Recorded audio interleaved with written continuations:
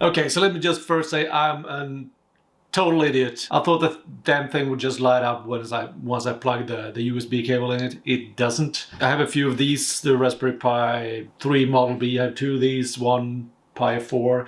And every time you plug a USB cable into these, the little light imaging thingy lights up right away. Apparently that's not the case for the Raspberry Pi Zero models, because then you need to have an SD card installed, and I wasn't aware of that until I read a few of your comments. So I took an SD card which I had I think it was a Home Assistant set up on, put that in, put the USB cable in, and it booted up right away. Yes, I'm an idiot. So the good thing is my soldering skills, even though it looks like crap, it doesn't seem to have ruined the board itself, so that's great. I don't have to order a new one. I also want to say thank you. I just got a lot of comments and they're all positive. I was expecting a lot of not hate, but people calling me trash on my soldering skills, and I would have understood if you did that, but it just got a ton of great comments with a lot of tips. I got playlist recommendations, a lot of do's and don'ts when it comes to soldering. I don't want to jinx it, but I think I have a little bit more knowledge about what I'm doing than I had before. So I finally got my motor controller delivered. So and this comes as a kit, as I said in the previous video. So I'm gonna go ahead and see if I can solder this up. And when I'm done with that, we can finally start connecting it to the car and go ahead with some programming and see if we can control the car from the computer. That would be amazing. I'm a tiny bit terrified, gotta be honest. I'm not 100% confident in my skills yet, but just one way to find out. Let's do this. Also, I got one of these toilet seats, and these are amazing, especially for me with bad eyesight. So I can just flip this up like a toilet seat. And hello! And it's a little light switch somewhere here. Ah! This is pretty amazing so I can actually see what I'm doing. Okay, so let's see what's in this thing. So that's it. I guess this is the PCB itself. Some kind of bridge thing. IC holders. I see these are tiny screw terminals for wires, tiny capacitor. That's it. It goes right in there. Let's get going. I got this box of flux. Not really sure how I'm gonna jab this on, but I guess I can just smoosh it out. And from my understanding, this is to remove any kind of oxidation that hinders the bond between the connectors or something like that. Oh wow! Oh man, look at that! Sorry for screaming in the microphone, but oh, hang on. I gotta show you something. Wow. Are you seeing that? I mean, I know it's only one pin, but sorry, it's hard to focus. Oh man, it looks so good. I'm getting a tiny bit of confidence back here. Yeah. But I mean, I should probably not celebrate too early. I still have a ton more to do. So let's just do the rest of the pins and see how they turn out.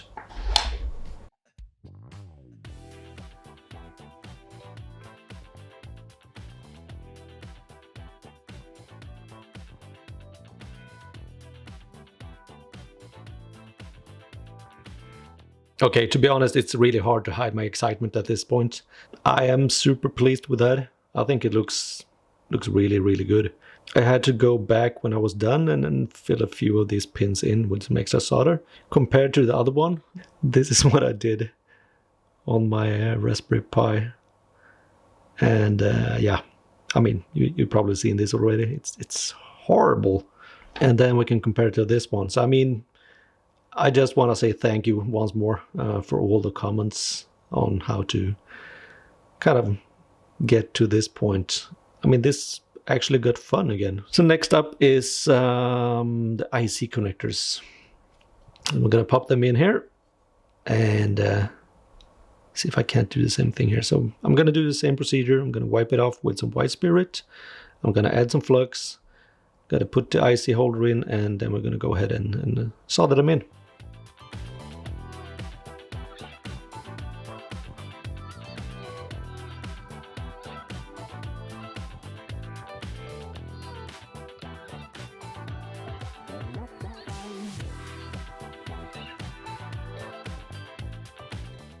I managed to solder the two IC socket thingamajigs in place, like so. I even made sure they're facing the right way.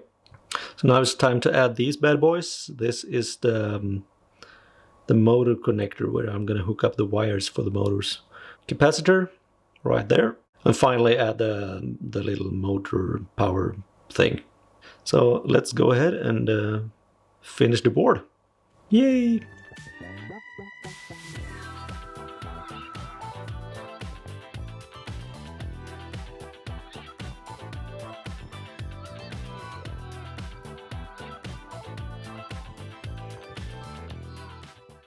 I think I managed to get everything soldered in place. And it looks pretty good.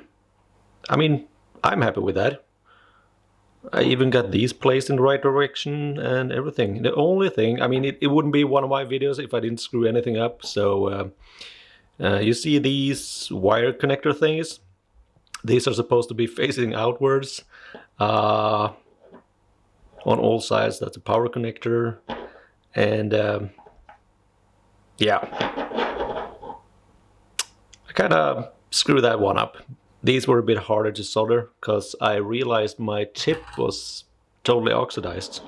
So I went ahead and got a little tip activator paste thing. So now it works great again, but I wasn't aware that that was actually a thing. So lesson learned. But yeah, let's see if it connects to my Raspberry Pi.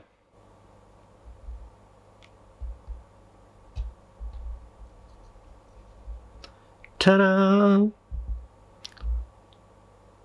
Please ignore that part, but that works. Sweet! Okay, so we got the Raspberry Pi done, we got the motor controller done. Next up is see if I can hook it up to this thing and doing some programming. I don't think I've told you that before, but I do have a developer background. I was horrible at it.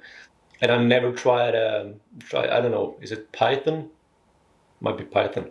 I never worked with Python myself. I know some JavaScript, so if I can do it in like Node.js, that would help. I'm not sure. Again, thank you so much for all your help and all your comments. It's been really helpful. I've been trying to soak it all in, and it really shows. I mean, your comments helped a lot to make this happen. So thank you. I really appreciate it. So check out this thing next. And if you haven't already, consider subscribing right over there. Thank you for watching. I'll see you in the next one. Bye-bye.